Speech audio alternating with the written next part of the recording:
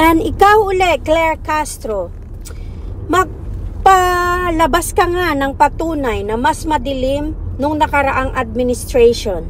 Paano mo ipapaliwanag yung pagmamahal ng taong bayan kay PRRD kung mas maitim at mas madilim ang nakaraang administration?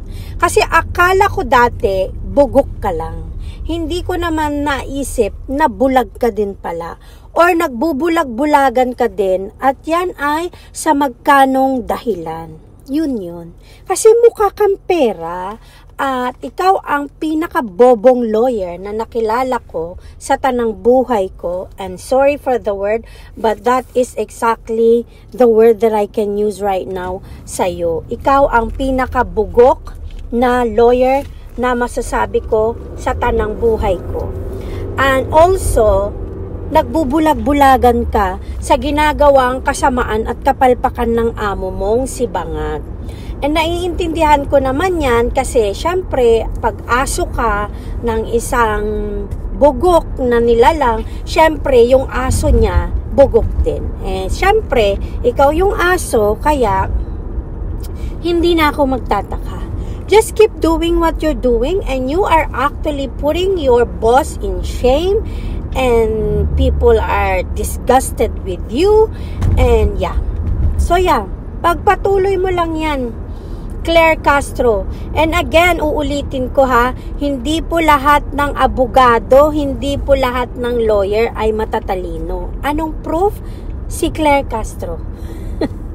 Si Claire Castro ang isang patunay na hindi lahat ng lawyer ay matalino. At isama niyo na dyan si Conti. Yung kanyang BFF na lawyer na si Conti. Kasi yung mga pinag-aralan nila natapon sa lusak. Yung mga pinag-aralan nila ng ilang taon para maging abogado ay natapon sa lusak. Dahil ang mga dignidad ay prinsipyo ay piniling tapak-tapakan na lang at itapon sa kanal para ganun na lang ang gagawin. Wag na lang magkaroon ng prinsipyo at dignidad kasi nangangailangan ng salapi. 'Di ba? Ang husay.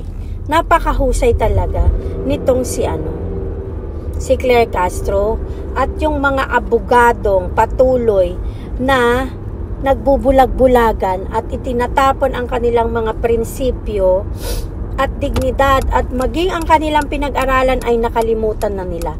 Kahit batas ay babaliin, kahit yung kanilang pinag-aralan ay wala na para lang sa salapi at posisyon. At actually, hindi nakakagalit yung mga ganyang klaseng tao nakakaawa. Bakit kanyo? Kasi sa palagay nyo ba, pagka nawala na si Bangag sa posisyon, makakalimutan pa rin ng tao si Claire Castro? It could be. Makakalimutan nila si Claire Castro, pero hindi nila makakalimutan yung kanyang mga pagkakalat as a PCO. Yung kanyang mga pagkakalat at patuloy na panlalaglag sa amo niya. Because every time she opens her mouth, lagi na lang meron siyang sasabihin na nagpapadagdag at nagpapasilab ng galit ng taong bayan sa Bangag administration. So she's actually really doing good and putting his boss sa lusak. Kasi mas lalong nagagalit ang taong bayan dahil sa mga pinagsasabi nitong bugok na si Claire Castro. So, okay lang yan, Claire Castro. Ipagpatuloy mo yan, masteralin mo ang pagiging bugok mo at ang kawalan mo ng isip at puso. At yung pagbibintang mo na mas madilim at mas maitim ang nakaraang administration. So how are you gonna explain all the love and support na binibigay ng taong bayan kay PRRD kung madilim ang nakaraang administration? Yan kasi yung wala kayo. Walang totoong nagmamahal sa inyo. Walang totoong nagre-respeto sa inyo. Baka I'm pretty sure, hindi lang baka, pati mga magulang at kamag-anak nyo ay kinakahiya kayo.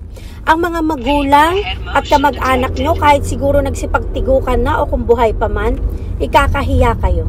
Ikinakahiya nila kayo dahil sa mga pinagagawa nyong pagkakalat dyan sa mga posisyon nyo. At nananalangin sila na, Lord, bakit ganito yung anak ko na pinag-aral ko ng ilang taon tapos magiging ganito lang pala kabalasubas sa bansang Pilipinas. Ganon. So kinakahiya kayo at hindi kayo makakalimutan ng tao dahil magiging parte na kayo ng history. And you're gonna be part of the traitors. Kayo ang magiging traitor sa history ng Pilipinas. Yun. Yun lang ang gusto kong ipaalala kay Claire Castro na akala mo kung sino ang siga-siga. Akala mo naman hindi siya matitigok. Akala mo untouchable siya just because ang amo niya ang isang Lucifer sa Malacanang. Yun. So, congratulations, Claire Castro, for always putting your boss in shame. Okay? Ang husay mo. Congrats! Husayan mo pa. Galingan mo pa. Okay? Okay.